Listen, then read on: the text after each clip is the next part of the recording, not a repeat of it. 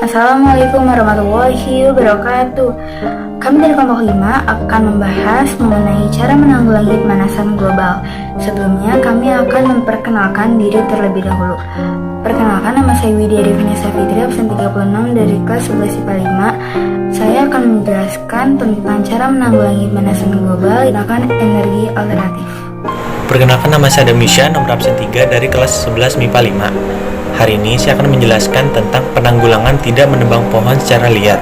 Nama saya Cynthia Putra Oktaviani, absen 8 dari kelas 11 IPA 5. Saya akan menjelaskan cara penanggulangan pemanasan global dengan mengurangi penggunaan kendaraan berbahan bakar fosil. Nama saya Gracia Agatha, absen 14 kelas 11 IPA 5. Untuk selanjutnya, salah satu penanggulangan pemanasan global adalah dengan cara melakukan penanaman pohon atau reboisasi. Perkenalkan, nama saya Kresna Waskita Nuksuma dari 11 IPA 5 dan dari kelompok 5 Fisika.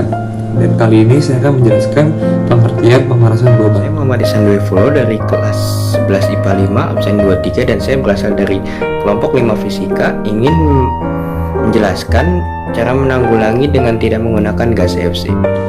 Pemanasan global adalah peristiwa proses meningkatnya suhu rata-rata pada lapisan atmosfer dan permukaan bumi yang disebabkan oleh peningkatan konsentrasi gas rumah kaca yang diakibatkan oleh aktivitas manusia itu sendiri. Gas-gas rumah kaca yang dimaksud adalah seperti gas karbon dioksida, gas metana, nitrooksida, fluorofluorokarbon, hidrofluorokarbon, dan sulfur heksaklorida. Gas-gas tersebut disebut gas rumah kaca karena berfungsi seperti kaca yang berada dalam rumah kaca. Gas-gas ini menyerap dan memantulkan kembali radiasi gelombang yang dipancarkan oleh matahari ke bumi sehingga mengakibatkan panas tersebut akan tersimpan di permukaan bumi. Hal ini terjadi berulang-ulang dan mengakibatkan suhu rata-rata bumi terus meningkat setiap tahunnya. Peningkatan suhu yang terjadi rata-rata adalah 0,6 Celcius pada dalam satu abad terakhir ini. Pohon menyerap karbon dioksida untuk melakukan fotosintesis dan menghasilkan oksigen sebagai hasil dari fotosintesis. Maka dari itu, menanam pohon atau reboisasi ini merupakan langkah untuk menyeimbangkan kadar gas di dalam atmosfer sehingga terjadi keseimbangan antara karbon dioksida dengan oksigen. Hal ini dapat membuat udara dalam lapisan atmosfer menjadi lebih baik dan pemanasan global sedikit teratasi. Gas CFC biasanya dihasilkan oleh pendingin ruangan atau AC, dan ada fakta yang perlu Anda ketahui bahwa sekitar 20% dari CFC adalah penyumbang efek proses terjadinya efek rumah kaca.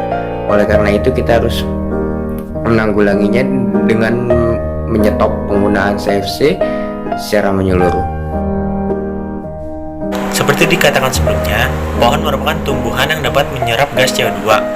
Jadi, jika kita menebang pohon secara liar, apalagi dalam jumlah yang sangat banyak, itu kan menimbulkan dampak yang sangat berbahaya bagi bumi kita ini dan pemanasan global. Pemanasan global terjadi karena tidak adanya tumbuhan yang dapat menyerap gas CO2.